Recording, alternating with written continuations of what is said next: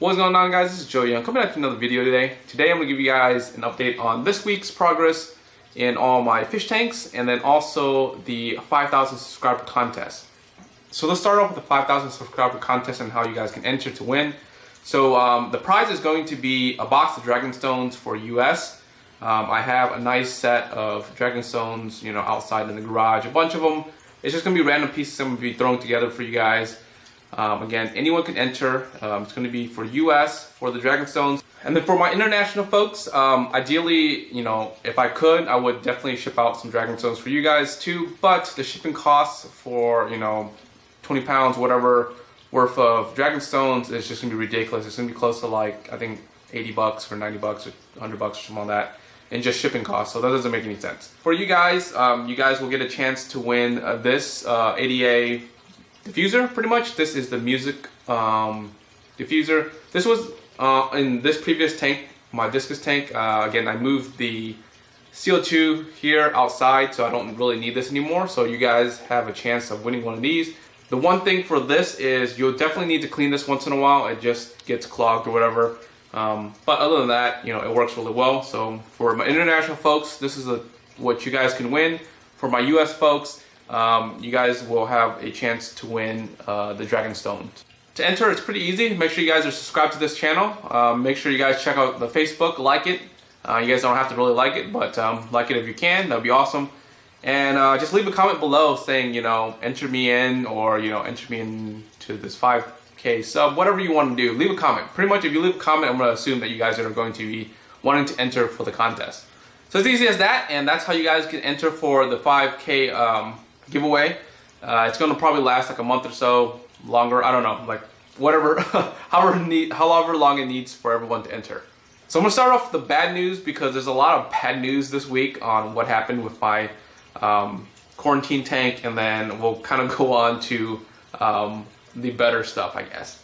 Alright, so what happened with the quarantine tank? So this is my reef tank, my quarantine reef tank. As you know, I was doing a water change every other day to try to offset the bio load that was already in that tank. I knew that tank was overstocked, and again, couldn't really do anything about it because of a shipment mishap. Received the fish, put them in there, and I really didn't want to risk putting any of the fish into my current reef tank because diseases or whatever. So I knew that I just had to put them all into that one quarantine tank. So what happened this week was the nitrites actually spiked and caused another mini cycle in the tank because of the bio load. For me, I didn't really catch it until really the next day, until I saw dead fish, pretty much. Once I saw the dead fish, I instantly tested the water, knowing that, probably it went through another cycle because of the bio load, and it did. So the mini spike really wiped out all of my wrasse and some of my clownfish. So really only a handful of clownfish survived, plus like the emerald crab or something like that. So that really sucked, and because that tank is not cycled, and if I just left the clownfish there, the rest of them would have died. So I made the decision to kind of just throw them into like a breeder box in my current reef tank that is cycled, the one inside, and just leave them in there because the clownfish, they were eating, they were doing fine up until, the mini spike again for the cycle. So it really sucks that I lost all those fish, but the one good thing is the place where I bought them, they had like a 14-day guarantee. So I got, refunds for all those. I'll go ahead and buy, the fish again once the quarantine tank recycles again, and I'll probably start slow again and just do a couple fish again, and not have a mishap in terms of the ordering. Yeah, we said we let it go, but we settled for the lie. And another bad news, the blue rack, which is the reef tank out there, went through another cycle. Now you guys are probably wondering why it cycled again. Well, it's because of the plants. Now if you guys kept plants in any planted tanks, transferring plants from one tank to another, especially switching parameters, will cause plants to melt back. Well, same thing with macroalgae and any other plants in reefs, they do melt back. So with a new system and a new parameter, putting all those plants into that system, basically 70-60% of the plants all melted back, basically causing, another ammonia spike in the tank, causing it to basically cycle again. So for me, what I did was I removed all the dead plant matter. A lot of new growth is coming back in. It's just, you know, the current plant matter just all died. And I went ahead and just moved all of that. And, you know, again, it's going to cycle, so I'm just let it do its thing. And once it's done, I'll add in a couple fish to keep the cycle going. And then, you know, that rack will be ready to go. Alright, so that was the bad news for the week. So let's move on to some more positive things that happened throughout the week.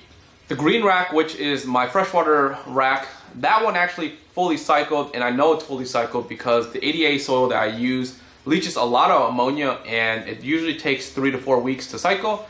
And this is the 4th week, and I've tested multiple times, and it's fully cycled, and it's good to go. So what that means is I was able to add in my first fish into that tank. So before I added the fish into the tank, I went ahead and did a 20% water change, which is about 50 gallons in that rack. And then I added in carbon to remove any, you know, junk or any chemicals that could be in the tank. So the first bunch of fish that went into the tank are my swordtails, the swordtails that were in my 60p. I went ahead and grabbed all those guys and went ahead and put them into the tank. And they are super happy that they have a much bigger room to actually swim in. And, you know, a lot of the swordtails in there were like adult size, so they were like really, really big. And it was kind of like, that tank was a little bit too small for them already. And, you know, going to this 50 gallon, it seems like they really love it, especially with all the plants there. So I'm gonna let the bioloads build up in the rack system for about a week. And then once that's good, I'm gonna go ahead and add in the rainbow fish from the 60p inside into there. And then by that time, the quarantine tank that's out there with all the rainbows, it's gonna be approximately about 4 weeks or so. And they should be all good. I've been, you know, deworming them, you know, treating them a bunch of other stuff to make sure that they're all good. They've been eating really well, so I think that they should be good to go probably next week as well. So this week was my water change week. I've actually moved to a bi-weekly water change cycle to kind of test some things out. So also a lot of the filters needed cleaning. They've been kind of like just overdue for cleaning, so I went ahead and grabbed a lot of the filters from all the sumps and some of the canister filters, and also some of the hang on the back filters, and gave them a pretty good rinse so that they can give, you know, pretty good flow in the filters. In one of my 60Ps, I actually ended up having to rescape one of the tanks because the remainder swords that were in there, the bumblebee autos were starting to eat the actual leaves, so I actually ended up moving the rest of those into my discus tank over here and moved some of the crypts that were in here back to the 60P, plus added some Belixa japonicas in there to backfill that tank. And right now the bumblebee autos are doing great. I haven't had any deaths so far, you know, knock on wood. But it seems like they're really liking the conditions in that tank, and, you know, hopefully this new plant setup will do a lot better for them, so that they don't actually eat them and actually eat either, you know, the wafers that I give them or the algae on the wall. Couldn't let you want it though. Who am I to let you down? No. And a brief update on the angel tank over here. I still have not decided what to put into this tank with them. Currently it's just them. Originally I was going to use the rainbow fish, but I'm gonna, you know, put those outside in a complete tank by themselves. So I'm gonna just have a rainbow tank out there. So I still have no idea what I want to do with this tank. I think I'm gonna just probably end up adding more autos in here. Just kind of get a school of autos so they can just kind of control the algae in this tank and just keep just angels pretty much. And the last update for this week is I picked up a bubble tip anemone for the tank. I'm probably gonna put it in the rack outside, but I actually have to put it in the reef in here because none of those tanks are actually cycled. So it's just gonna go in here for a little bit. I don't know how it's going to do, to be honest. It's my first, you know, bubble tip anemone.